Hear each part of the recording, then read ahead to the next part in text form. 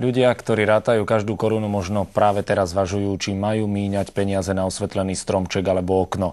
Pokojne si doprajte aj túto romantickú vianočnú výzdobu. Energetici nám povedali, že prevádzka vianočných svetielok nestojí veľa.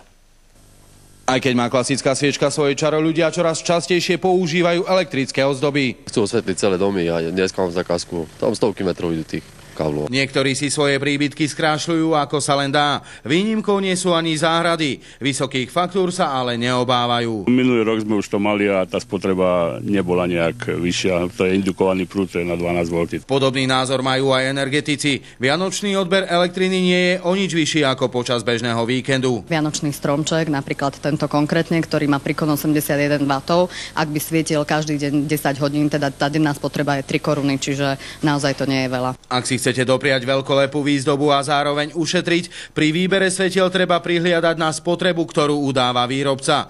Či zaplatíte o niekoľko korún viac alebo menej, záleží už len na vás. Čiže od toho, ako dlho budete ten vianočný stromček mať zapálený. Odborníci ale upozorňujú, aby sme pri inštalácii osvetlenia nezabúdali na niekoľko dôležitých zásad. Vnútorné svetlá sa musia používať hlavne dnuka, vonku v žiadnom prípade nie, lebo by ste ohrozili svoje zdravie. Ak sa doma dlho nezdržíte, svetlá na stromčeku radšej vypnite. Z hľadiska bezpečnosti by bolo dobre, keby ste pred odchodom z domu tie žiarovky predsa len vypli, ale ani 24-hodinová svietivosť nemalo by ublížiť tomu stromčeku, ani by sa nemali prehrievať. Vysokej spotreby sa teda nemusíte obávať a sviatky si môžete spríjemniť vianočným osvetlením. Sviečky by boli určite drahšie. Jozef Kačmári, televízia.